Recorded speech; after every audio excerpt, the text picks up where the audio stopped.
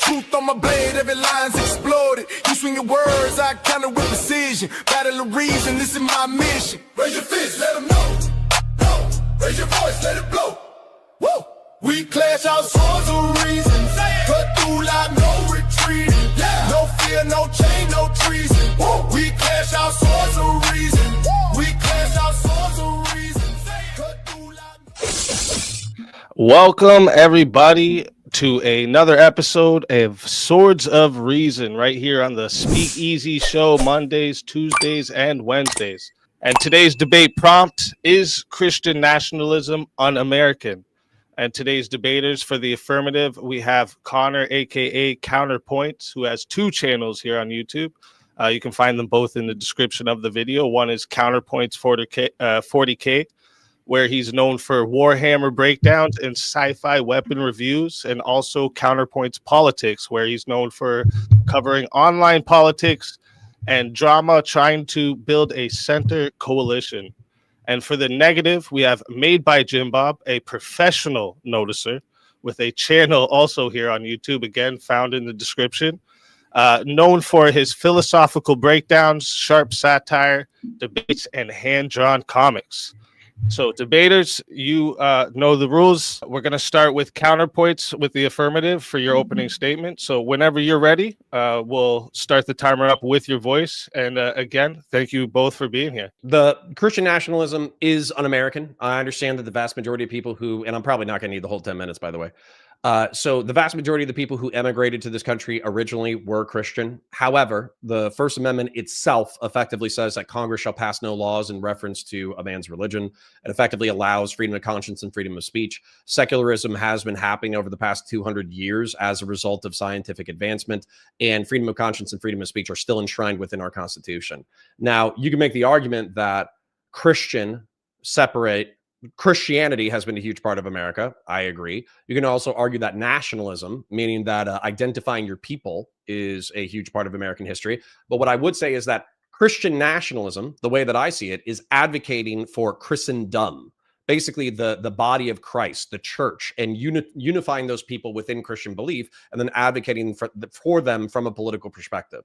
And I think that if you look at that, it's contrary to the Constitution. It's contrary to our culture. It's contrary to the modern culture. And by the way, if you want Christendom to be enshrined as the quote unquote, like natural historical posterity of the United States of America, go ahead. But what you're going to need to need to repeal the First Amendment of the United States, and you're going to need to rewrite it. And you're going to need to say that the United States is an explicitly Christian nation, and that we actually do not need to separate church and state. And that Christendom, that like the United States is an advocate for Christendom, and that it wants to unify the peoples who are unified by Christianity in order to advocate in their political self-interest. However, I don't think that you're going to be able to achieve that legislatively. I barely think you're going to be able to achieve that culturally. And honestly, I think that Christianity is probably on the back foot for a variety of reasons, but I'll leave that for the open. All right. Thank you for that opening statement. And with that, we're going to hand over the mic to MadeByJimbob for your opening statement. And whenever you're ready, I'll start the timer up with your voice. All right, cool. Is Christian nationalism un-American or American? Well, Christian nationalism would be the belief that Christians should form a people with unified principle and interest who use the state to further promote their collective interests. American. We should probably define that relating to or characteristic of the United States and its inhabitants. Obviously, Connor conceded right away that we have a history in the United States, gives a very different account of what most progressives say the past was. The founders did not build this nation on a neutral or purely Enlightenment foundation. They repeatedly drew from the Bible, especially the political blueprint found in Deuteronomy in particular. In fact, it's the single most cited source in the founders' political writings. I would argue that not only the language is reflective of a Christian paradigm, but the United States system of governance is reflective of a church system. Judges in ceremonial robes, legal high places of judgment, national hymns, civic dogmas, public oaths, and shared moral framework treated as sacred. These are religious forms infused with Christian moral assumptions, the most important of which is that humans are endowed with a peculiar status in contrast to the beast. The American project also assumes moral duties and obligations, also exclusive to a Christian paradigm, which was present in the forming of this nation. The United States, even today, expresses a lingering Christian tradition, the absence of which would leave no reason to hold one model of justice over another. Our justice system still relies today on Christian moral logic, even if people deny it. It should also be known that at the time the Constitution was ratified, many states already had an official Christian denominations. Office holders were required to swear explicitly Christian oaths, including affirming Jesus Christ and the Trinity. The founders knew this. This is why John Adams stated plainly, our Constitution was made only for a moral and religious people. It is wholly inadequate to the government of any other, in his letter to the officers of the 1st Brigade of the 3rd Division of the Militia of Massachusetts in 1798. Christianity was assumed to be the ethical backbone of the citizenry whose virtue would sustain the Constitution. These people couldn't have imagined a future America where kids were castrating themselves and men were chest feeding babies. Now, the question is whether or not Christian nationalism is American. I've already established that America was birthed from the loins of Christianity, but what does it mean today to be an American? In a political sense, an American is actively transposing their ethical values into law. Is it legal? Yes. Does it violate the Constitution? No, it doesn't. Is it American? Absolutely. Now, what could my opponent possibly object to with that? Now, he said something along the lines of the First Amendment. He said it doesn't allow you to pass a law, a Christian law. That's actually not true at all. It says Congress shall make no law respecting an established of religion or prohibiting the free exercise thereof. That means that the government itself doesn't itself establish a religion. It doesn't say that you can't use your religion and take part in governance, right? So let's read it again. Congress shall make no law respecting an establishment of religion or prohibiting the free exercise thereof. Well, the exercise of my religion is to vote my ethics into law. That is exercising my religion, in fact. What does that mean? It means that I want a Christian culture to be the norm. I am a cultural nationalist. Is that American? It sure is. Does my opponent prioritize his own set of values and cultural norms? I assume so. Does he have an arbitrary stopping point to make sure that those values and norms never reach the national level? Is it American for one state to become fully Christian in this law? Well, how about 2 states? What about 3 states? Is it still American? How many states are needed, right, to become Christian for it to become un-American? It sounds like the only position that Connor has today to state that Christianity at the national level is un-American is merely the First Amendment. But the First Amendment actually is in favor of my view. The First Amendment merely states that the state itself doesn't establish a religion. It never says, historically this is true, it never states or practices that Christians can't hold positions of government. Now, if a Christian holds a position of government elected by his constituents based on his values, he's going to informing his law and legislation is going to be informed by his Christian ethics. Is that American? Absolutely. Absolutely, it's American. So I'm not sure what Connor's going to say is actually nationalism. Does he believe in secular nationalism? Is that okay? What kind of beliefs are people allowed to have and be elected in the political process and help inform policy? If someone votes against abortion and they're not Christian, is that okay? Because they're going to be informing from their own ethical view. So what makes Christianity a peculiar position that Christian nationalism is un-American, but any other form of nationalism is completely American? We won't have an answer to this. In fact, if he only has the argument of the First Amendment, that's going to be easily destroyed. I hope he has more arguments tonight. With that, I'll forfeit the rest of my time. All right. Thank you for that opening. And with that, we're going to get into the 5-minute uninterrupted rebuttals. So we're going to hand the mic back to Counterpoints. Whenever you're ready for your 5-minute uninterrupted rebuttal, I'll start the timer up with your voice. I will be taking notes, so I'll try to address your points in chronology as briefly as I possibly can, but also concisely. The United States and its inhabitants were originally Christian. I think that's just factual historically. Christendom should be united and advocate for their interest, even up to and including politics. That might be a summary of your position, but I do appreciate you, in my opinion, having a pretty honest definition of Christian nationalism. Humans are endowed in peculiar status compared to other beasts, exclusive to that some of these beliefs are exclusive to Christianity. I actually wouldn't mind going into like theology or naturalism or the real world or any of that kind of stuff. We don't have to keep it exclusively on politics if you don't want to. I don't deny that the world is reliant on Christian moral logic. I actually think that, you know, one of the unique things about Christianity is turning the other cheek. And I think that it's an interesting moral philosophy that the world would be a better place if most people followed Christian reality or Christian moral prescriptions. My problem is that at the heart of Christianity, I'm a deist. Some of the founding fathers were deists. That's part of the reason why they enshrined the First Amendment. I think that Christian moral logic is great. I think the Christian moral prescriptions are great. I think that the institutions based off of Western philosophy are great. However, I think there's a problem with the divinity of Christ specifically, that at the core of Christianity is the belief that the creator of the universe instantiated himself as a human being in order to communicate with his creation. And I think that a lot of people have problems believing that in a literal sense. As an example for why people have problems believing that, 30% of the country is like irreligious or secular. So roughly 1 in 3 people have no religious affiliation. Also, even though probably 65% of the country identifies as Christian, I think that you'll probably concede that most of them are Creaster Christians. They go on Christmas, they go on Easter, they don't practice the religion, they don't read the Bible, they don't take their faith seriously, they don't actually think about heaven and hell or eternal judgment or revelations or anything like that. It's almost like a cultural aesthetic more than it is like a internal spiritual belief.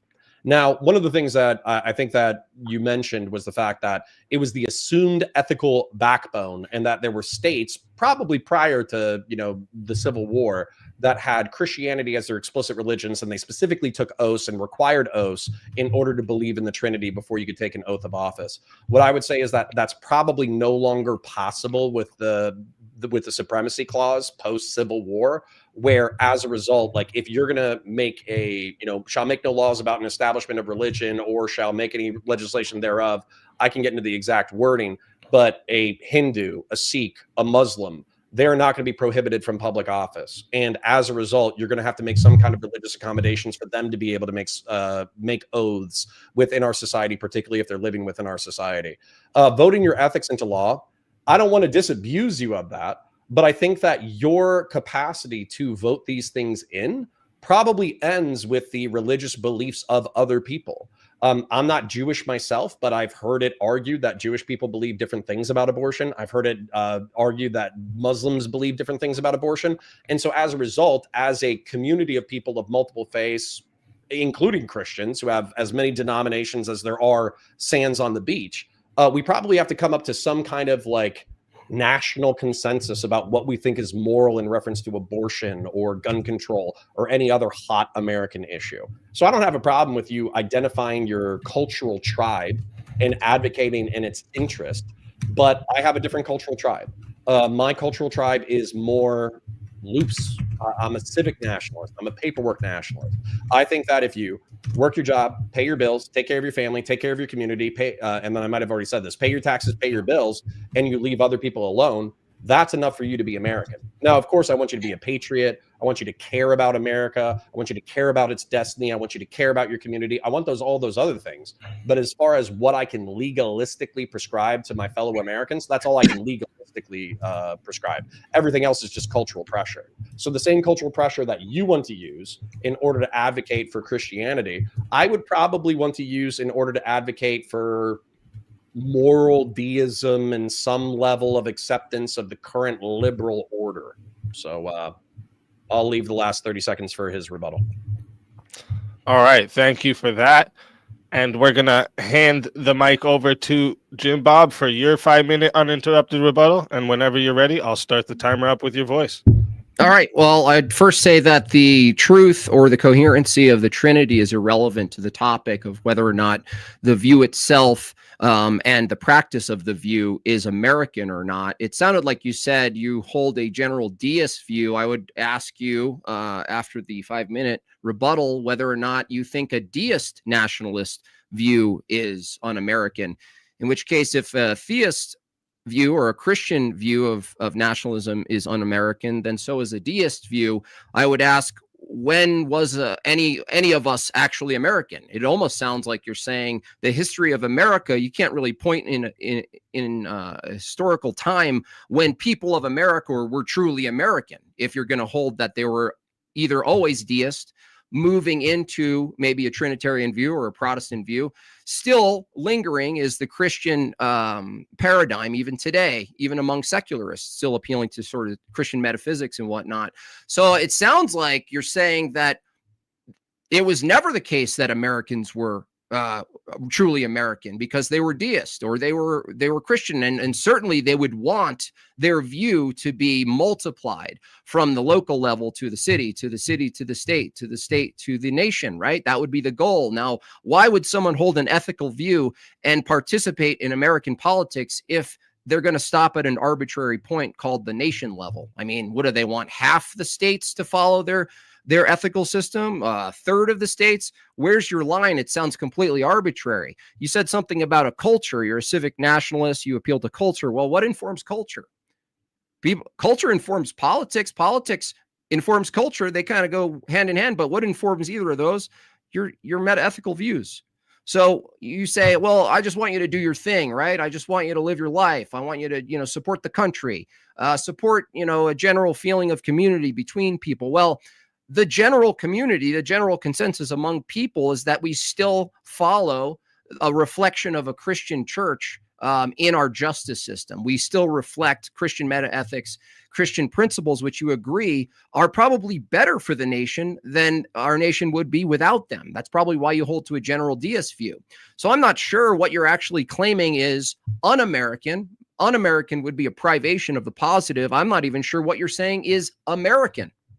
I'm actually completely lost. To say something is a negation, certainly you'd have a positive ontology of what it means to be American. If it's not Christian, I'm not sure where in time you're going to say, here, that's when we became American. We didn't start American, but now we're American, but we're moving into some un-American territory. To me, this is all meaningless and ambiguous. I want to know from your view, if you're going to claim anything is un-American, I want to know what's American then. What is American to you if Christian nationalism, which would be, I'll just read it again for the audience.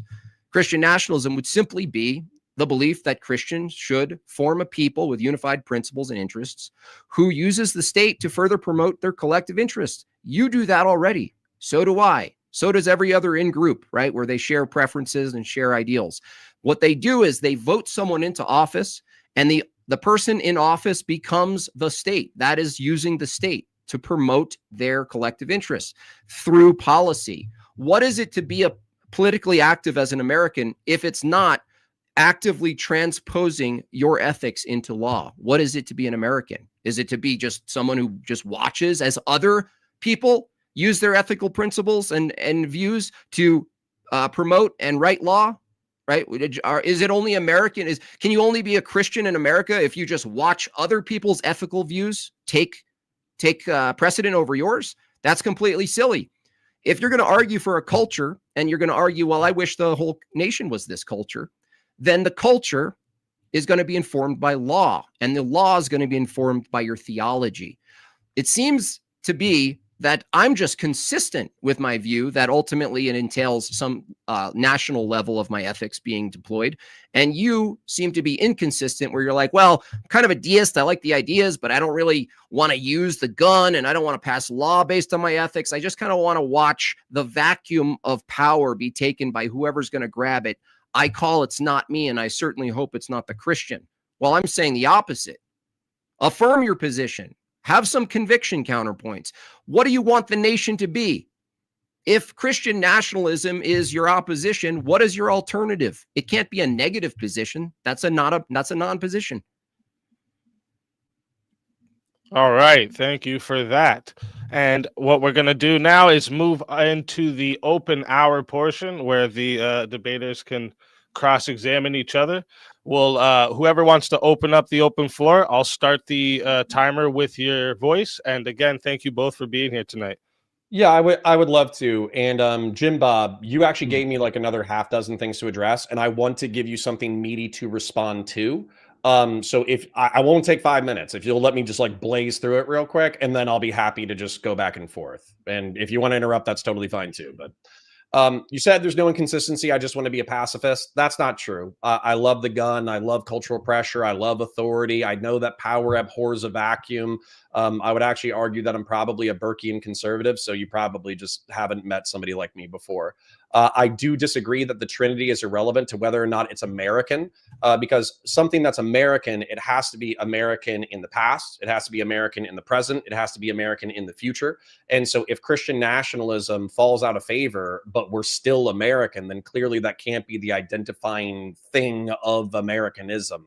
I'm not a deist nationalist. I don't think I could be a deist nationalist. There's only 6 of us. So I don't think there's enough of us for us to identify as a collective group and then advocate in our own interest. And if we did, it would be ineffectual. And then what I would say is responding to, you're saying, oh, well, where's this moment in American history where we became American? Well, I would argue that Native Americans were American before America. The whole America came from Amerigo de Vespucci, who was like an Italian cartographer who worked as a part of the colonial project. They're still a part of this land. They're still a part of this history. And Can we as a matter stop of fact, there? even if they're pagan, sure. Okay. If I somehow converted, if they allowed me to be a Native American, and I reverted not to the current state of Native America being kind of zooed off on a reservation, but a true Native American in action, which would be terrestrial, perhaps active in taking over neighboring tribes. If I started doing that, but I was a Native American, would I be American? Would that be un-American or American? I mean, well, hold on. So let's differentiate. You actually did have a definition that I liked, that was like American or Americanism. Do you have that definition again? What it is to be American? Yeah. Yeah, I mean, in the most basic sense, American is relating to or characteristic of the United States and or its inhabitants, which now you're including native before the sort of colonial approach, the Enlightenment approach to America. You just said you think Native Americans are American, right? Okay. So to be a Native American in the current state, if you say it's un-American for me to be a Christian to deploy my ethics at the national level, but it would be American if I turned into an Indian chief and started completely annihilating a neighboring tribe, I'd be a true American, right? Well, hold on. So let's differentiate between the Americas that we're talking about, because when we're talking about America or American, I think that what I'm saying, and I'm really not trying to obfuscate, I'm actually trying to use accurate words as much as I can. So American, obviously, when I'm saying that a Native American is an American, I mean that they're a participant on the continent of America. When I'm saying that Christian nationalism, in my opinion, is not American or it's un-American, I would say that it's violating some of the principles that we hold within the United States of America and its like principle, heritage and posterity. Well, the thing is, Native Americans reverting back to a more sort of carnal, war tribe kind of scenario, they would be also violating the same principles. Now, what's the principle? I would say the second definition of America, they would be violating it. Yeah. Okay. So which definition of America are you debating tonight? Let's do the latter. Which is what? The principles, cultures, and ideals of the United States of America. Okay, so when I vote for someone who holds my Christian paradigm and they win a seat in office, and then their friends gain a seat in office, and we start to manipulate legislation to fit our ethical paradigm, where is that violating the thing you just defined? No, that's an excellent question. So I would say where it starts to violate it is obviously the Constitution of the United States. So I'm sure, as you're aware, we have the Bill of Rights, we have limits to it, or the federal government has limits to its power. And not just that, we are expected to afford these rights, not just to citizens, we're expected to afford these rights to people in general. So if you pass legislation that violates the Constitution or violates previous legislation without first repealing it and then placing it back, then I would view that as un-American. Okay, is it American to change the Constitution? No. It is American or un-American? No, it's perfectly American to amend the Constitution. Okay, so if I am a Christian and I use the political system to amend the Constitution in such a way where the thing you cite as a violation is no longer definitionally a violation, that's American, right? Yeah, I would say so. But I would also say, okay, well, don't declare victory so early, King. I'm just saying. What I would say is that there are plenty of flavors of Christian nationalists. You are not the only Christian nationalist. And that there are Christian nationalists who believe that the Constitution itself is a pro-degenerate, pro-libertine, pro-liberal document. And as a result, Christianity effectively needs to degrade and eliminate the entire American project. Effectively, the past 275 years were a mistake. And what needs to happen instead is that they need to abolish this and reinstitute Christian monarchy. And I would view that as un-American, contrary to the American project. And that's also a flavor of Christian nationalism. Well, as you just said, if I use the current system and all of the voting practices and all the proper techniques to then amend something that renders the actual political process and its ontology to something else, you said that's completely consistent with Americanism, right? So all you're saying is, well, if it's this thing, it's no longer what it used to be. But the problem is what I asked you to concede to, which you did, is, isn't it American for us to use the current model to change the current model? That's part of the American project. You're not going to be able to. And I think if you're being honest, you know that you're not going to be able to. The question isn't whether or not I'm able to. The question is logically. Hold on. The question is whether or not, if it were the case, would it be American? The answer is yes, it would be American. Yeah. So, okay. So let's play with this idea.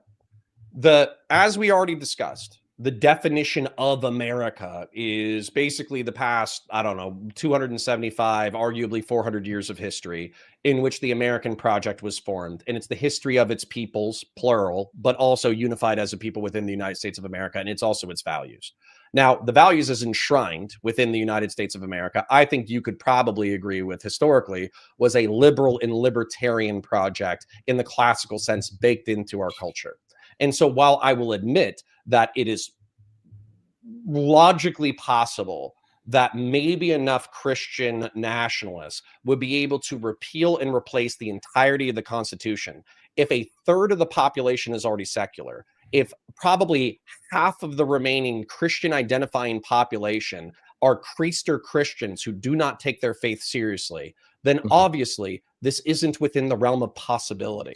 So why the fuck would you appeal to that? Counterpoints. Do you understand the difference between whether or not you think something could happen versus if it did happen, would it be consistent with the question, which is, would it still be American if it did happen? Yeah, but also at this point, I'm saying that your worldview is effectively delusional. Wait, it's delusional to think that Christians could actually manipulate the current form of the United States and the Constitution. It's irrational to believe that the Constitution as it is now could change. Is that what you're saying? No, I'm saying it's delusional to believe that you could get a one-to-one Christian nationalist wipe of the Constitution of the United States. The question isn't whether or not you think it's possible. The question is if it is. Dude, number one, listen, man, I'm fucking 40 years old. You don't have to tell me what I'm 44. I'm older than you. Okay. You don't have to tell me what we can and can't talk about. I'm making a distinction. I'm a free American. I'm a free American. You sound like a boomer. Whatever the fuck I want. So don't say, I'm not arguing what you can and can't talk about, dude. We're not talking about this because you know what I want to do at that point? I want to talk about that. So don't tell me what we can and can't talk about. Is there a difference between what's logically possible and whether or not that's consistent with the topic of the debate and what you think could happen? Are those two different things? Sure. But there are plenty of things that are logically possible that are irrelevant. And that's what I'm trying to get you to understand. So at what point do you deem something irrelevant? When you think it can't happen? Is that it? Yeah. Cool. I think it can happen. Who wins? Me, because I have statistics in order to back up my perspective. Okay, cool. So no, hold on. How are you going to deal with the fact? So let's say, and by the way, you haven't necessarily staked out a full position on this, on whether or not you think that the past 275 years, as a matter of fact, let me ask you a direct question. Was the establishment of the United States of America as a liberal or libertarian project, was that a mistake? A libertarian project? Yeah. Like, are you talking about like old classical liberalism? Libertarian today would be a little bit different, right? Yeah. Okay. I mean, like individual rights, hostility to monarchy, the Bill of Rights, all that kind of stuff. Is that a mistake in your I would mind? say I would say it was incomplete. I would say that resting on some sort of evidentialist, classical foundationalist approach that's nebulous, that says, well, there's a general creator God. I think that is missing the target a little bit. And I also believe that crafting the society based on rights as the highest virtue. Now, I could argue that early on, the concept of rights, you wouldn't separate them from duties at that time. The early Americans, the founding fathers, they would never conceive of a society that would lean so heavily toward entitlements and lean so far away from obligations. Those used to go hand in hand theologically. We could probably agree with that.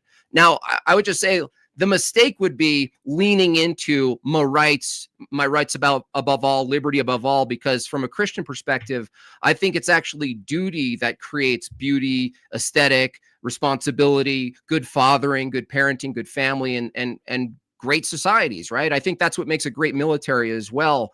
And so from that perspective, yes. But the question tonight, Connor, is it American? So let me ask you a really basic question. Is it American for a Nazi to be voted into office?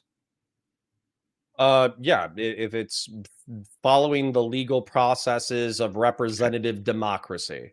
Okay, so it's American for a Nazi to be voted into office. Is it American for 50 Nazis to be voted into office? This is going to be interesting. Once the Nazis, because I'm following you through the hypothetical, okay? Nazis are, I hope we can both agree, philosophically fascist. And I'm not saying that to be cute. I'm not saying that to morally impugn anybody. I'm saying they're political corporatist and flexible authoritarians, meaning that they treat the nation state as a unified body, and they believe with flexible authoritarianism, they believe that you achieve power however possible and you maintain power however possible. So the reason why I would differentiate between one Nazi and 50 Nazis is because once 50 Nazis are in power and they have the collective ability to start usurping the Republic of the United States through violating law, I would say that once they start violating due process, republicanism, liberalism, rights, that's when it becomes un-American. Okay, can I ask you, if the founding fathers, in a movement away from, let's say a movement away from British monarchy, if the people moving away from the control of England were to establish a new nation, a new identity by any means possible, is that fascist? Sorry, one more time, just because the chat popped up and I read it like an idiot. Go. Sorry, one more time. When a group of men, let's say in history, move away from the British monarchy to create their own society, if they did that by any means possible, are they fascist? No. Why not? Because fascist is a codified ideology. It's political corporatism and flexible authoritarianism. So if those men themselves, so for instance, like George Washington is not a fascist. As a matter of fact, George Washington is explicitly not a fascist because he had the opportunity to seize power and maintain power. And he realized that there were things more important than power. And so he conceded power.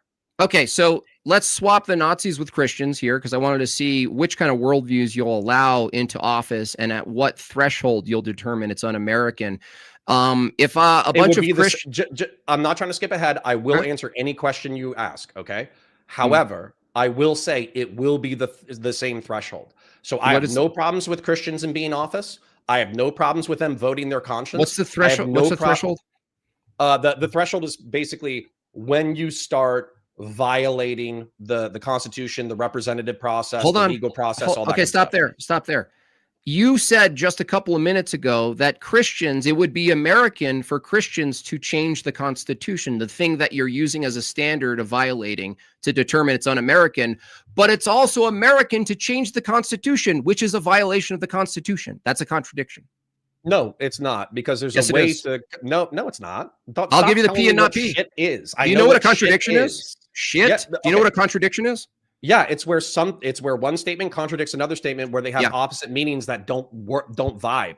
Amending the Constitution is not the same as overthrowing the Constitution or violating the Constitution. We can agree with that, right?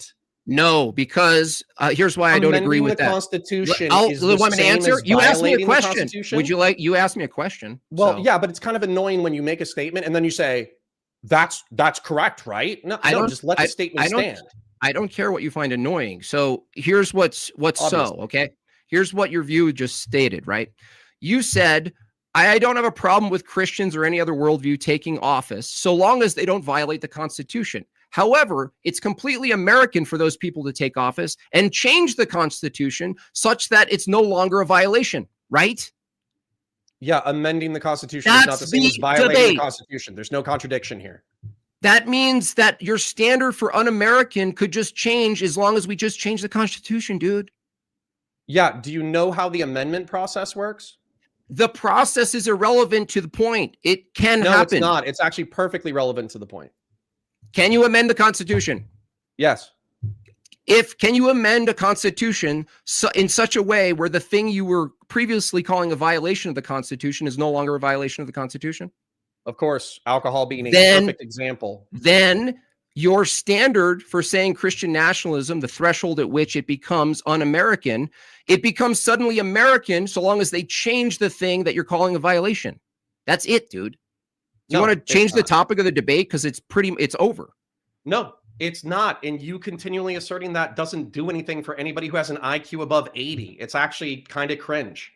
So anyways, amending the Constitution is different than violating the Constitution. And by the way, this is part of the reason why I brought up viability, because what's so fucking cringe about this is you're saying in a hypothetical world, okay, it is actually logically possible that China, because let's just blame the Democrats. Democrats have lax immigration policies.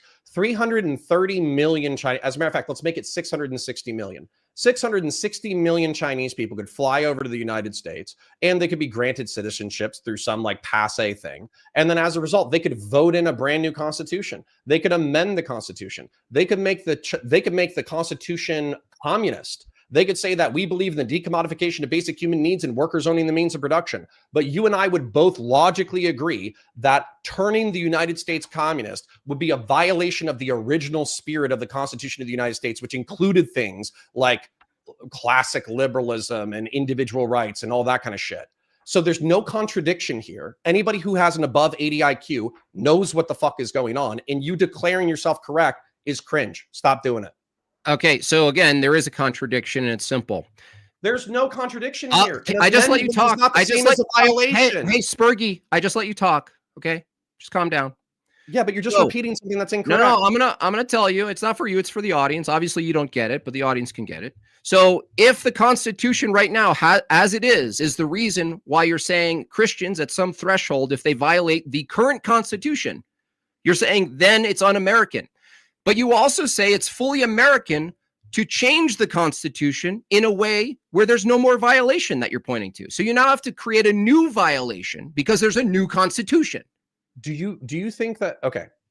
Okay. All right. I'll let you go. So I'll explain it. Okay. The American project is predicated on republicanism, which is representative democracy. Our founding fathers looked throughout the entirety of history and they said, wow, we got monarchy, we got imperialism, we got dictatorship, we got direct democracy, we got a whole host of different governmental systems. We need to create something that we think will stand the test of time.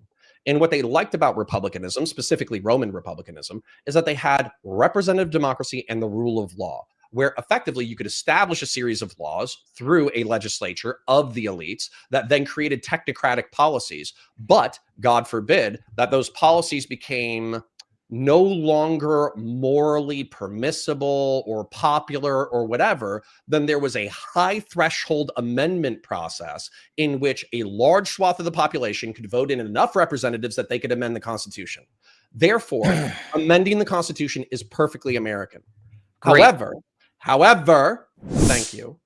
However, if you went in and let's just say that you had an entire host of authoritarians, let's say that we brought in 600 million fascists, and they, through electoral processes, abolished the Constitution of the United States, and they created a fascist state, then I think that you, being a person of sound mind, judge, and character, can agree that the fascist nation, while it was achieved through democratic processes, was not in the same spirit as the American project. Yes? Logically, obviously so. Nothing you said addressed the contradiction I presented. Now let me talk. Actually perfectly addressed. No, it. no, you totally. Move on to something else. We can. No. Look, I'll make it simpler for you. Okay. Let's say you're a child. I'm a very intelligent person. Are I you? How understand do what you you're know saying that? perfectly. Okay, cool. So let's say there's a. Let's say, is it American for women to vote? I mean, now it is. Is it American to not have women vote? It was in the past. That's not contradictory. So it's American to have women vote, and it's American to have women to take their vote, right? I don't think we ever took away their vote. I think we just never granted it to them in the first place. If we took their vote, would that be American? No. It wouldn't be. Why wouldn't that be American? Because the whole argument for... You said you were smart. I don't know why you think it's funny. I'm about to explain. I think you're funny. Okay, thank you. So, the reason why slaves, the reason why slavery was abolished, the reason I said voting. why... Women voting. Stay focused. Stay focused. JimBob, I am Connor, perfectly coherent. Focus. And capable of following the narrative. Address women voting. Okay, let me ask you a question. Who was granted the right to vote first? Black women or excuse me, black men or women? I'm not actually sure, but not all men had the right to vote that either. Was the point I was going to make. So why don't you shut up? Yeah, but not all men, dude. Not all white men had the vote either. So it's a moot point because the question isn't who got it first. The question, stop. The question is simple. Is it American to give the women the vote? You said yes. Is it American to then remove it? And you said no, but you can't tell me why. I was about to, but you interrupted me. You're giving me a story about slavery. Talk voting, dude. Focus. Were slaves capable of voting? Probably not. What's the point? Allow me to explain it to you. Explain why it's un-American for us right now to repeal the 19th Amendment. Go. I will. Don't give me history. Don't give me history. Just tell me why it's un-American. Speak directly, dude. I do speak directly. Then answer directly like a grown man. You said you're 40. You said you're 40. You can't answer a direct question. Just shut up. It's very easy. Obfuscate. This isn't an obfuscation. Stop. Go ahead and don't answer the question. I'm waiting for you to shut the fuck up so I can answer your question. Okay, perfect. So, when we first started this country, only white men of good character who owned property could vote. Once we abolished slavery, the franchise was extended to black men before it was extended to women. In the early 20th century, we extended it to women. The reason why we did that was because within our founding documents, we basically established that all men are endowed by their creator with certain inalienable rights, the ability to blah, blah, blah, blah, blah, blah, blah, right? Life, liberty, and the pursuit of happiness, right? I'm hearing the blah, blah, blah part clearly.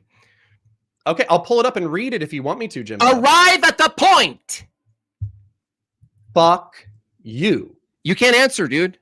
No, I'm answering it. Anybody with an no one cares about your history lesson. Knows the what answer, was my question? Bob. What was my Everybody question? already knows the answer. What was my question? At it, and then you interrupted again because you're a twat.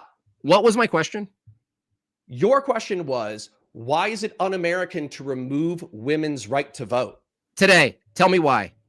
Because we hold these truths to be self-evident that, you know, we basically could lay out the preamble to the Declaration of Independence. And as a result, we would say, are women part of mankind? Are they endowed by their creator with certain inalienable rights? And if they are, then shouldn't they be entitled to the same rights as men? No, And that's how suffragettes successfully argued for really, their right to vote. really. Yes. So by the way, certain inalienable rights doesn't tell you which rights those are. I mean, I think it You're just literally including, does. that's Are you called a word joking? concept fallacy. You're just saying, look, they use the word rights. That means anything deemed a right, they have the right, right? That's not true. I mean, I think we can literally just read the preamble and then they start talking about the We're inalienable created right. equal from a Christian paradigm. We're created equal in value under God, right? So the term like women's rights, it doesn't follow that anything a man has an obligation to do or has the right to do because of their obligation that a woman also does. For instance, like women aren't drafted, right? Sure. Okay. So is that un-American? Is women not being drafted un-American? Uh-huh. No. That's a contradiction. No, you just saying the word contradiction doesn't You're do anything. inconsistent, bro. You just said No, I'm not. Do Okay. you agree that men and women are different? Yeah, that's why we have different obligations from a Christian paradigm. From your paradigm, you don't have that distinction. No, I do think that men and I'm not some fucking soy lib, bro. So chill with the talking points.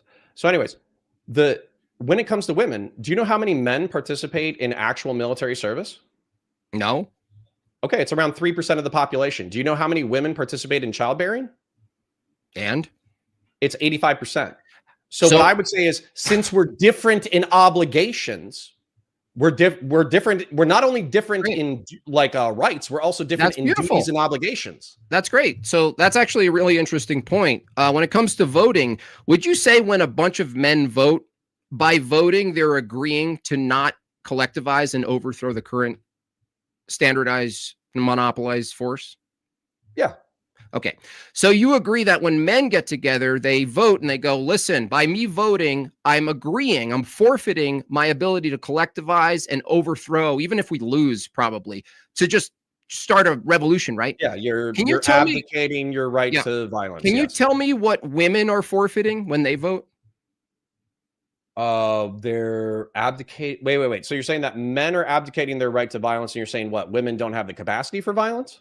I'm asking you if men forfeit their violence, collective violence, in the act of voting. It's an exchange. Here's my vote, and I won't do stuff. What are women forfeiting? I'm forfeiting my right to violence. As a man, you're forfeiting your right to violence, but women is are it gossip? Are they just going to abdicating promise not to gossip or no? nag? No, listen, I'm trying to steel man your position. It's just kind of a weird question. I would say that I think some women, especially after firearms, are capable of violence. I'll agree they're not capable of the same level of violence as men are. But then I would also say that they're probably abdicating maybe like some level of bodily autonomy, where their rights to like procreation, the way that they see fit, is probably forfeited to the state because the state can dictate how they procreate. Well, I think women's leverage, this is parallel to the topic, but I'll entertain it because I find it interesting, is that I think men leverage with violence. Women leverage their birth, their reproductive capacity, right? Sex, right? So they're the gatekeepers of sex. But it's true still that men, if they wanted to, could take that also. Sure, but this actually goes back to a 2,500-year-old conversation. I think it's between Socrates and another person, where they basically said democracy and the abdication of violence to the state is effectively the weak pooling their political resource in order to subdue the strong and tyrannical. Do you believe that? Yeah. Well, I think that people, like for pragmatic reasons, don't want to be the ruler, and they like a structured, ordered society, even if they complain about some of it.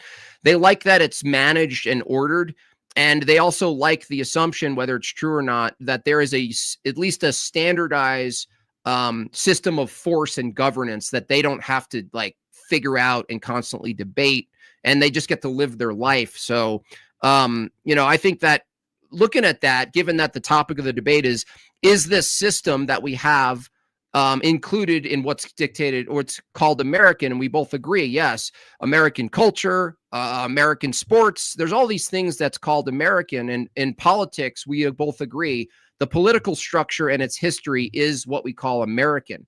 And so the question comes back to, at what point does an ideology, in this case, Christianity, become un-American? And I'll just highlight again that you said it becomes un-American when it violates this amendment or this notion that's written. But as I said, well, it's not un-American to change that notion, is it? It's totally American to change that. So that what that means is it necessitates a new thing to violate for you to say it's un-American. So if the rule there that I cross and go, I transgress against the rule, and you say at that breaking that rule, then you're un-American. And I say, what if I just use the American system to change that rule so it doesn't exist? Connor, you're going to have to say, well, now I guess there's a new rule then, because that's no longer the rule that determines you're un-American, right? So I'm asking, what's the new rule? What's the new rule? Can I use an example? Because I don't know what degree of Christian literalism you're on. I don't know if you think that the Old Testament is purely literal. I don't know if you know that believe that the New Testament is purely literal. I don't know what you believe about like rabbinical temple law or whatever. But there's obviously like different levels of adherence with Christianity, right? And so, as an example, there is let's go with prohibition of tattoos as an example. Paul prohibits the prohibition of tattoos, okay, amongst Christians. And so, as a result, let's say that Christian nationalists get into the levels of government and they prohibit tattoos. Well, then under our current system, people would sue and say, well, this is freedom of expression, freedom of conscience. I don't follow your religious dictates, et cetera, et cetera. I think that since, just using this as an example, you believe that Christianity is God's law. God's law is supreme to man's law. And therefore, we should amend the Constitution to allow this exception where God's law is supreme. Am I wrong? Well, the question is still unanswered, right? You steel manning the position a little bit. I'm just saying, from your model, I'm going to use an example. Hold on. When you throw in the red flag as the referee into the game and say, violation, and I go, what's the violation? You go, traveling, and I go, what's traveling? You say, this amendment says this, you can't violate this. And I go, that's interesting. The American project includes changing the rules of the game. And you say, yes, indeed, it does, Coach JimBob. And I go, cool. Well, let's say I use the rules and I change the rules. I use the rules to change the rules. The thing you're throwing a flag in the game, traveling, it no longer is a rule. So now you need a new rule to say it's not American, right? So what's the new rule? You don't have enough players to change the rule. That, dude, unbelievable. It's just unbelievable.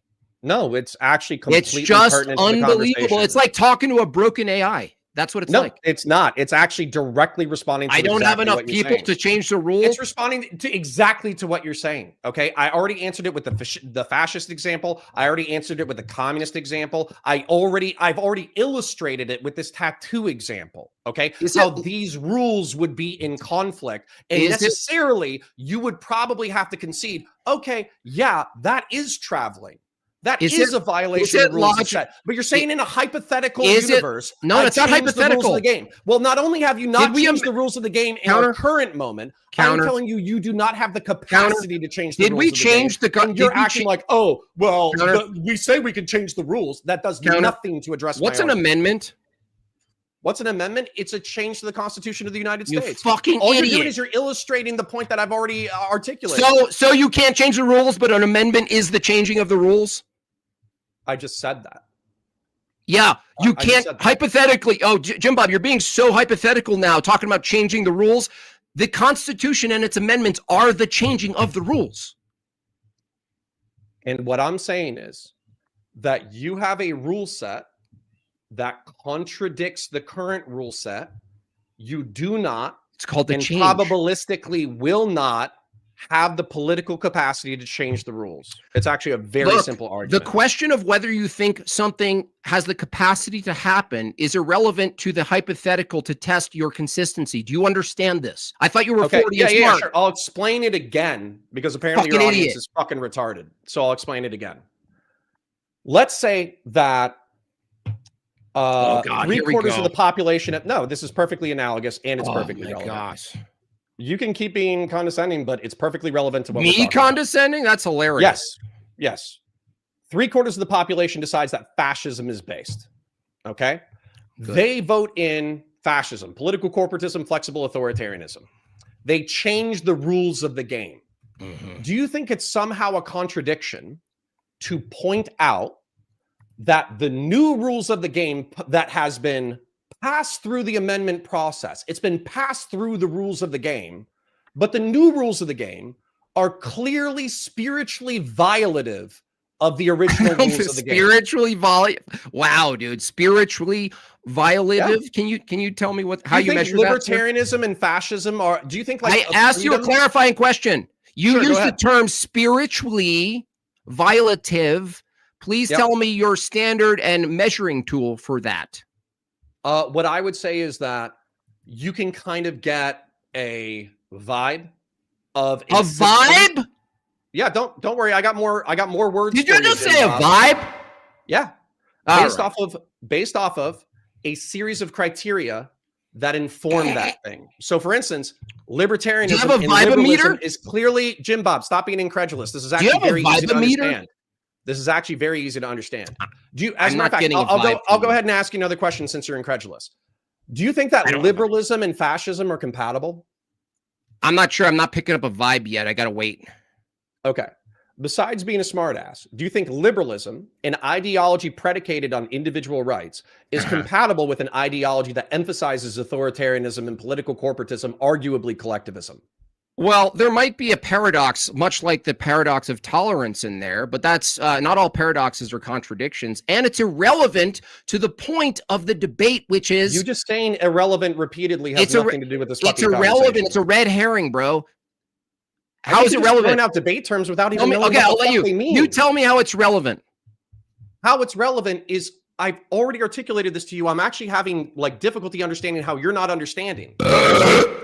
If you use the game, let's go with the games analogy. I think that was let's do that. Okay.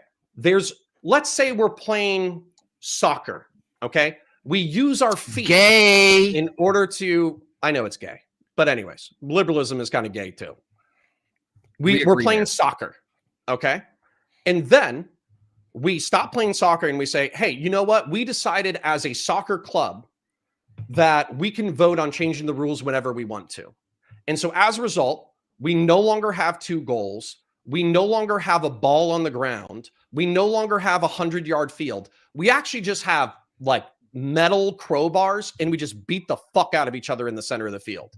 Do you think it's strange to say that beating the fuck out of each other in the middle of the field with crowbars is different substantively from playing the game of soccer?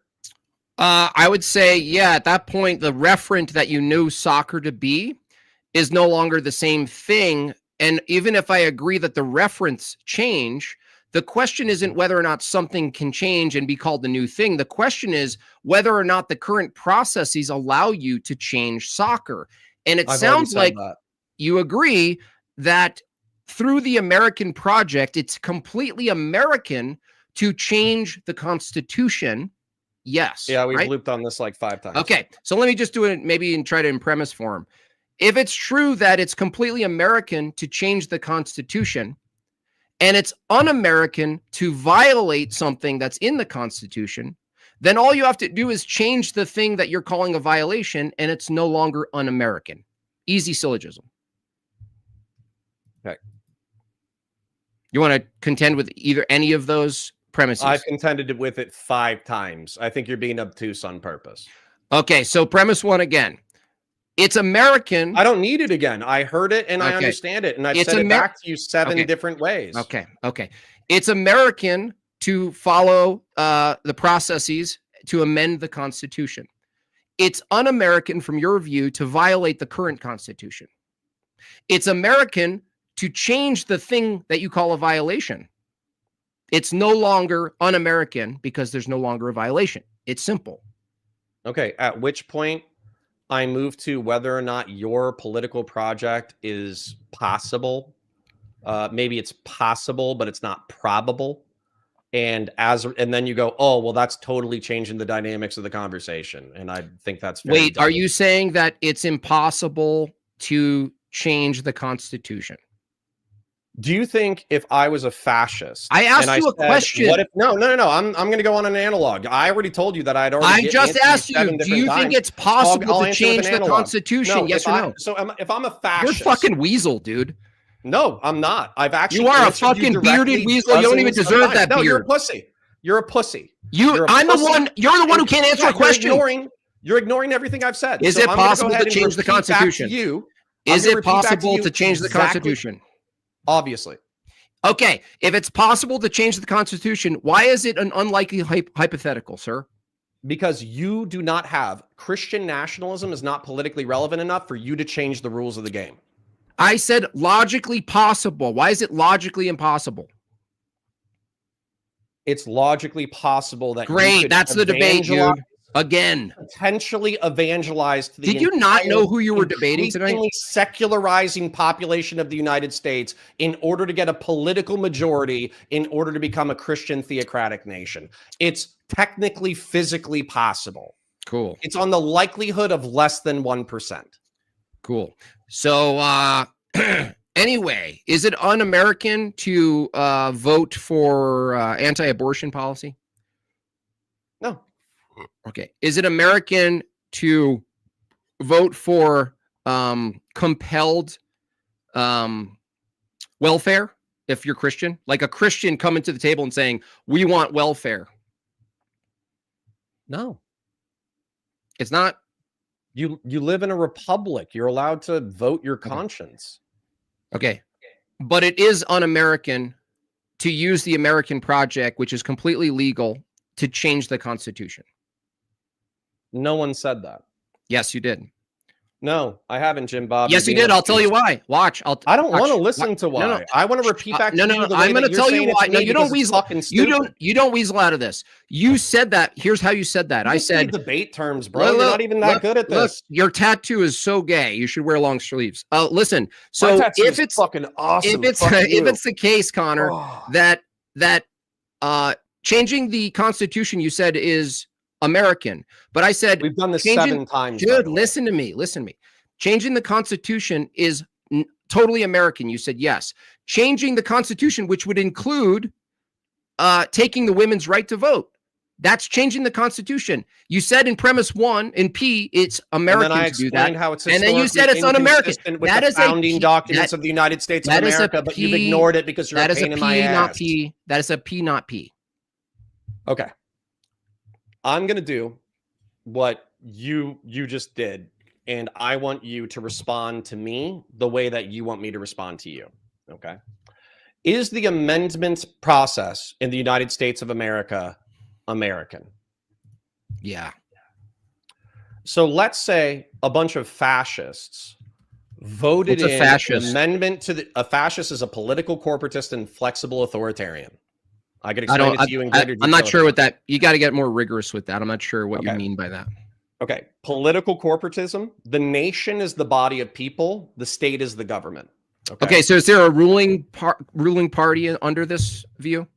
That's irrelevant to my definition. I would like to continue to tell you my definition. Oh, is it proprietary or you're just no, it's from Giovanni Gentile. It's from the guy who created fascism. Oh, okay. So what does he define it as again? Political corporatism. Flexible authoritarianism. Flexible meaning it could be light or heavy? Can I explain it? Sure. Okay. So political corporatism. The nation state, nation is the people, state is the government, is not a being that it's not a thing that should be at war with itself. Core is the word for body. Okay. And so it should be like a body where the state is the brain, and then the member organs of the nation should be analogized to their functions. So law enforcement should be white blood cells. The economy should be a heart. The hospices and the hospitals should be a liver. And so you analogize it as political corporatism, where you analogize the nation state to being a body, and you try to advocate for the holistic health of the body. Have I lost you? Well, it's poetic. I like poetry too, but you said the body, the nation is the people, and the state is something else. No, it's one entity, but typically the state is thought of as the brain. Okay, but isn't the state also people? Yeah.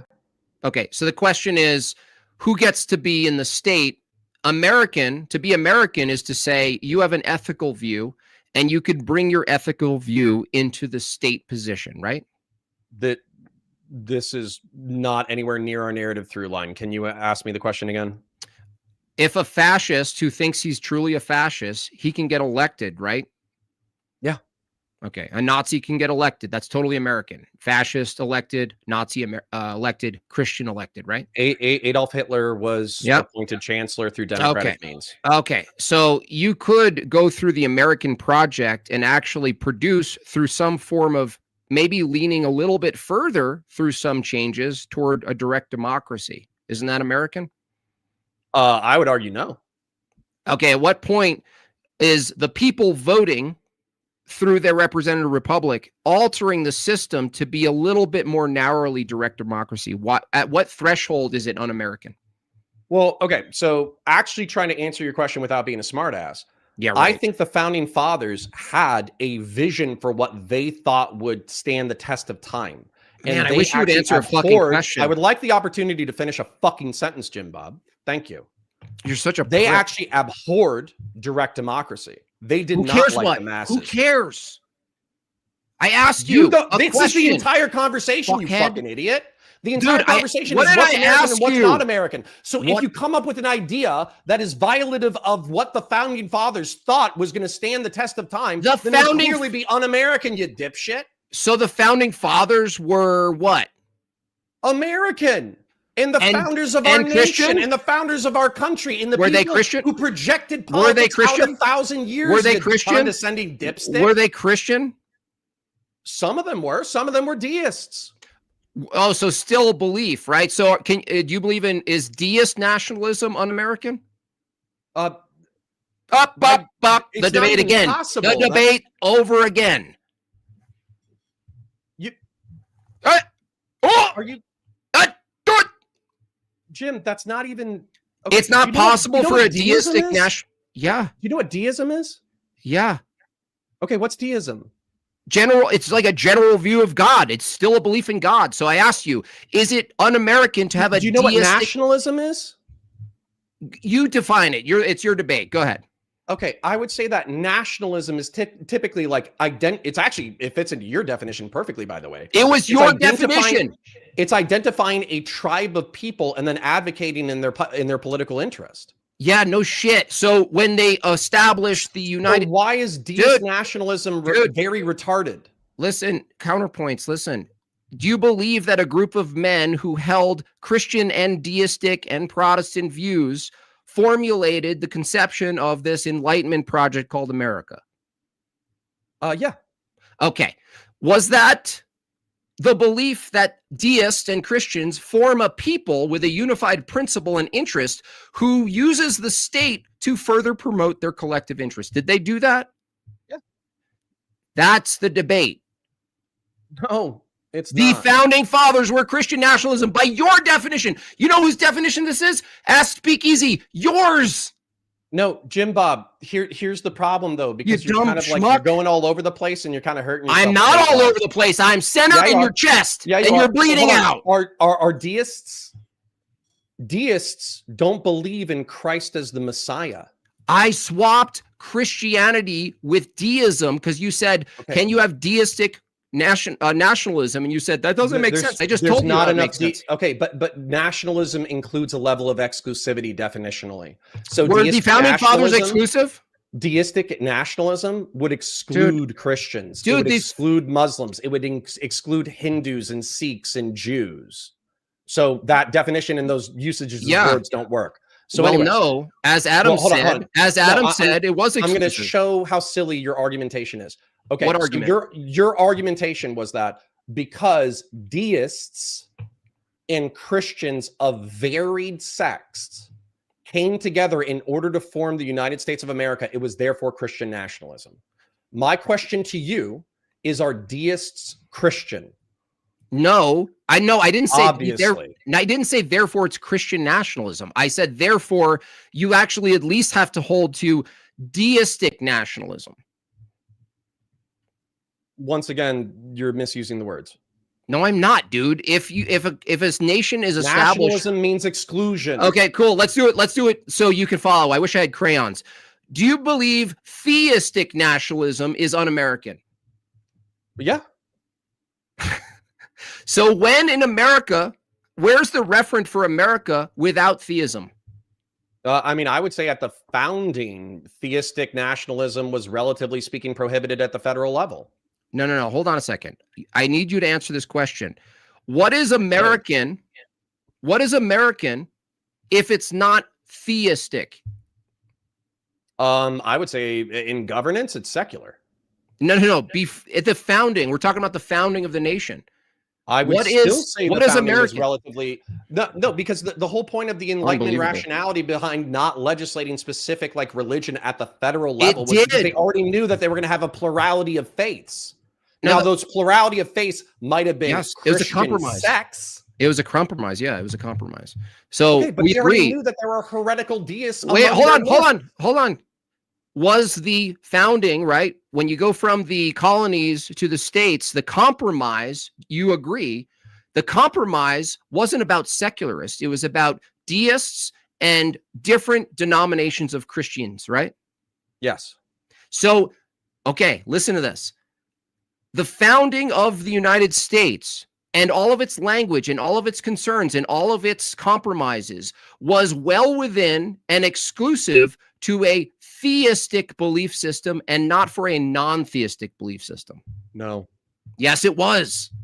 Then how do you include deists in the very sentences that you just used? I said theistic. Are deists also theists? No. So they believe a belief in God is not a belief in God. No, deist. Okay, the actual difference is that theism believes in a specific God. Deism believes in like a general, incomprehensible, Spinoza's natural God. Okay, so you think if a nation is formed on a Spinoza's God, that's also un-American? If it was sane to the exclusion of all others, yeah. Like, so for instance, hold on, let me try to describe deistic nationalism real quick because it doesn't make sense. So nationalism implies a level of exclusivity. So what if we were a deist nationalist country, okay, then what that would mean is we wouldn't accept Christians. We would believe that Christians were heretical, delusional freaks who presumed way too much about understanding the nature of God. We wouldn't accept Muslims or Sikhs or Hindus or Jews because they all have specific theistic things, because nationalism in and of itself means a nation. It means a people. So if you say word plus people, then that word should be describing all of the people within your tribe. Okay, cool. So my question to you then would be, at the founding of the United States, with all of the documentation and all of the speeches and everything included in the processes, can you tell me when and how you know true Americanism existed independent of deism or theism?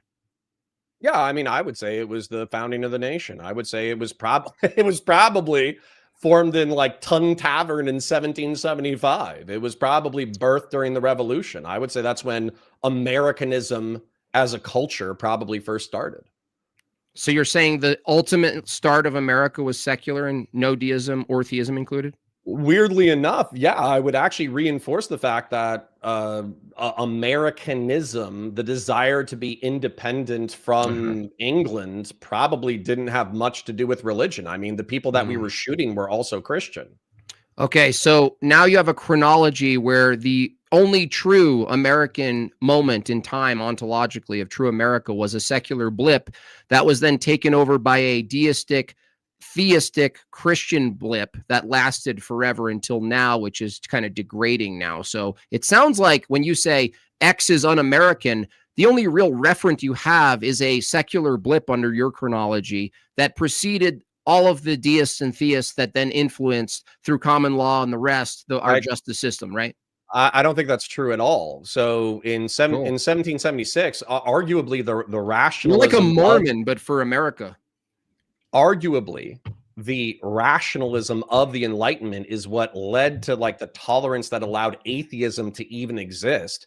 And like Nietzsche describing the death of God was like late 19th, early 20th century, and the degradation of like Christianity as a cultural force. It's probably been 150 years. Okay. All right. So let's say we remove all of the language culturally and legally that holds that we're endowed with any dignity or rights. Is that American? I don't think so. Well, is it? I don't know. I don't know what you think, but like obviously, un-American. Would you mean when you say un-American? Un-American is independent of what you think. Does that exist? I would argue that Americanism began with the Declaration of Independence, the Articles of Confederation, and the Constitution of the United States, but it includes the past 250 years of people fighting for the philosophy that underlied those documents. And I think that those documents don't necessarily need Christianity to survive. Okay, so when we have justice and law that's reflective of a Christian church system, essentially, and let's say that's done away with, and it's purely secular, and it takes on a view of just strict materialism. Everyone rejects even your view, that a general deistic view that maybe you have some metaphysical priority over animals. You believe that you and I have some priority? I think we're an extension of the animal kingdom, but I do think that we're obviously preeminent over it. Okay. Is there anything ontologically the case from your view that makes us superior or higher moral value than animals, or is it just you think I think it's that it's primarily it like IQ and EQ, it's social intelligence and actual intelligence, and you can actually grade moral worth probably on IQ, EQ, and consciousness. Okay, so if someone's mentally retarded and they need to be taken care of pretty much like a vegetable, they have less moral worth than you and I? They probably have more moral worth than somebody outside the species, but yeah, they probably have less moral worth than a fully abled person. And that's consistent with your view of being an American in regards to the law? No. So you're inconsistent? Who said wait, why is it inconsistent for me to have a specific belief about the moral worth of individuals? Because you said that men, I was about to say, as a matter of fact, no, this is stupid. You asked me a question, fuckhead. Let me answer. Whether or not I consider different people. You got cooked a second. Hold on. Let me at least flip the burger that you are. So you just said that the moral worth is on a scale of intelligence and cognitive abilities, essentially. And so a retarded person who is kind of comatose has less moral worth than you or I because of functionality.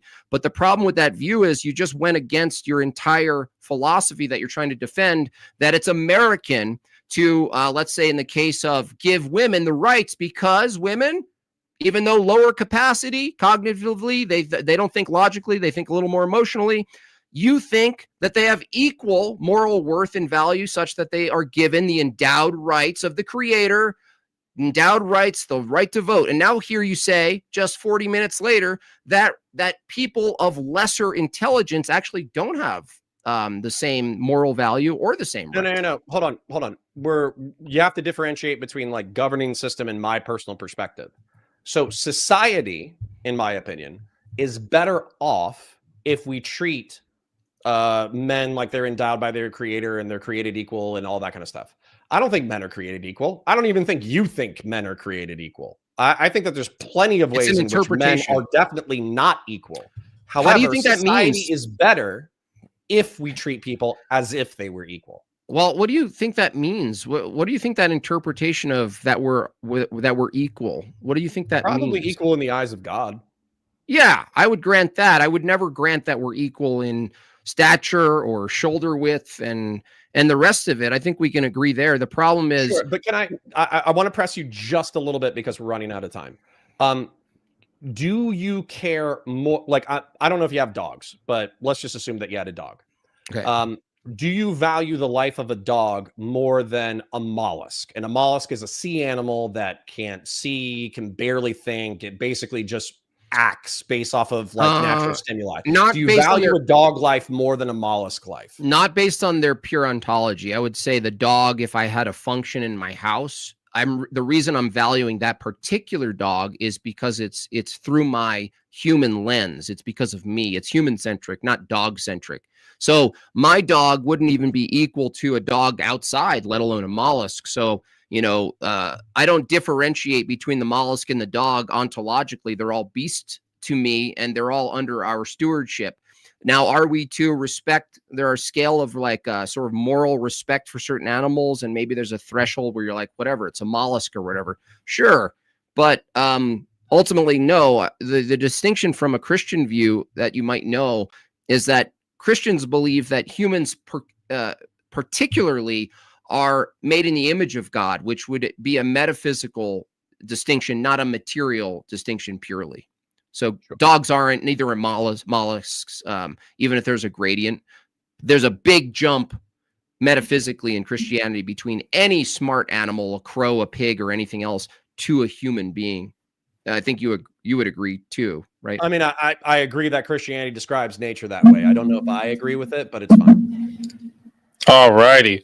So that is going to wrap up the open floor portion, and we're going to get into the closing statement here. So with that, we're going to give the mic to Counterpoints whenever you're ready for your 5-minute closing statement. I'll start up the timer with your voice. Yeah, I'll try to loop one more time. So, but I'll try to be as descriptive and accurate as I possibly can be while still remaining relatively concise. So let's say that the founding fathers, let's pick a better sport. Let's say football, okay? American football. And let's say the founding father says, I think American football is the best game ever. But we know that our version of playing the game might not be perfect for all of eternity. Therefore, we're going to set up a rule where if 60% of the players and the referees get together and they decide that they want to modify a rule, they can modify a rule. And actually, this analogizes to American football perfectly because we've had rules changes for American football over the past 200 years. I mean, it's actually probably a 150-year-old game. So that is a process through which is still part of the game of football is you can make amendments to the rule while still trying to keep the essence of the game if you don't like the word spirit. However, let's say that there's one guy who's kind of a dickhead and he's like, you know what? Fuck football. I love beating motherfuckers with crowbars. It's my favorite thing in the entire world. So what I'm going to do is I'm going to convince 60% of the people in order to beat each other with crowbars instead of playing football. Well, if he successfully convinces 60% of the players and the referees in order to vote, in order to stop playing any iteration of football whatsoever, and to start beating the shit out of each other with crowbars instead, we could say, well, technically he acted within the rules of the game because he did get 60% of the representatives of this endeavor in order to vote for this new game. But we can clearly identify that beating the fuck out of each other with crowbars is substantively different than American football.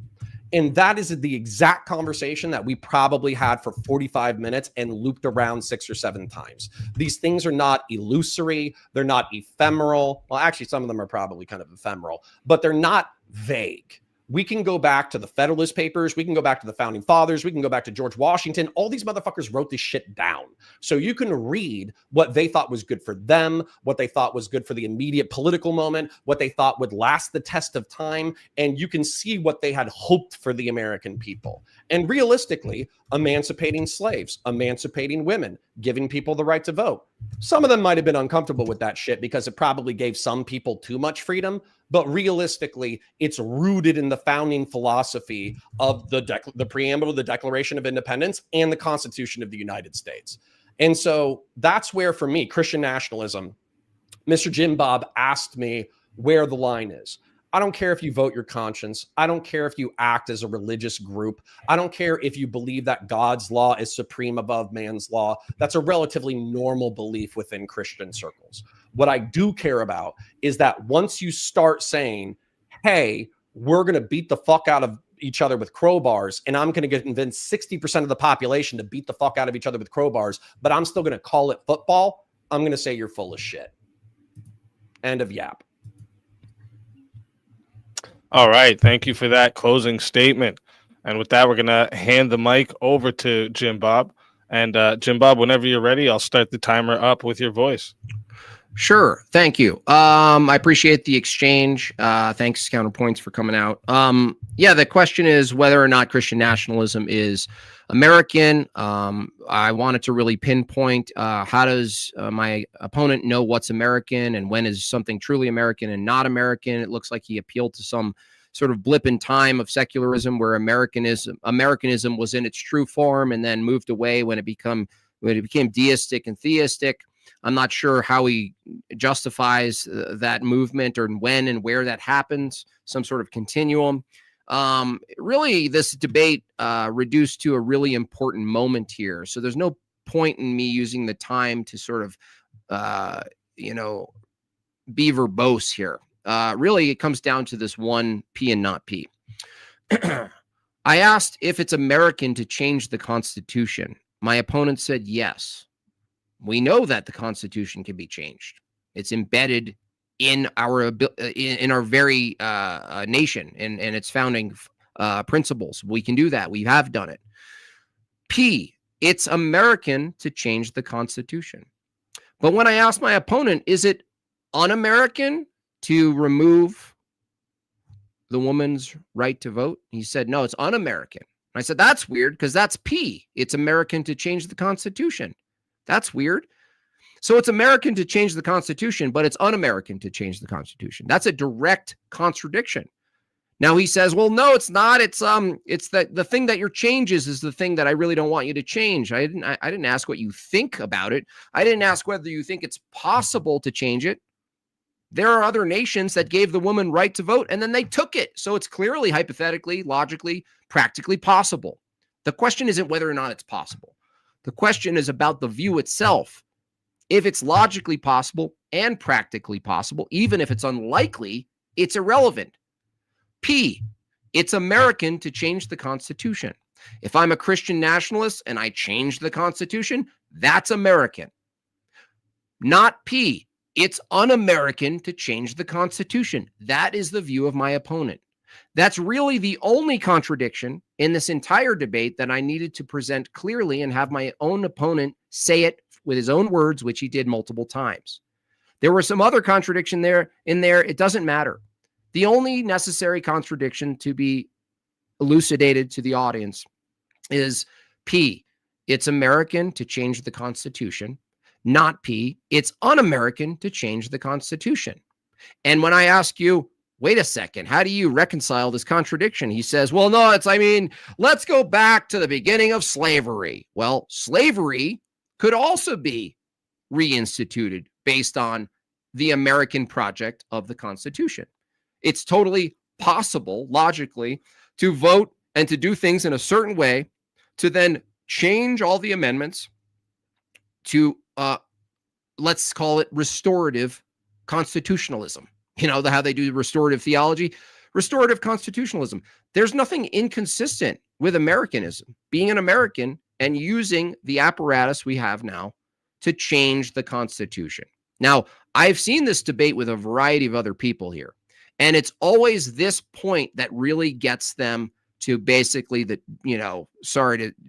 term, delete themselves in the debate. You just ask them, why is it un-American? They say because it violates the Constitution. You say, can I change the Constitution? They say, yeah, that's very American. That's it. That's as easy as it is. So it's a much more interesting debate, maybe in a future debate. Why is, if we agree that power can be held and occupied by certain ideologies, and really the American project is a war of ideologies, which is a war of theologies. If we all just stop all the bullshit and just admit that we're in a competition for the helm of power. I'm consistent. There's a competition for the helm of power. The American project actually allows for the competition so that people could win the helm of power.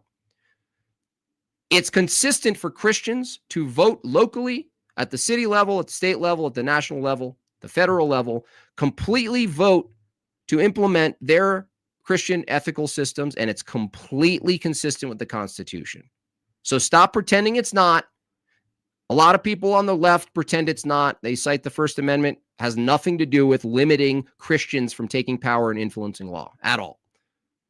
It has to do with establishing a new religion, the state, that the state owns, that the state grows himself. That's not what we're doing.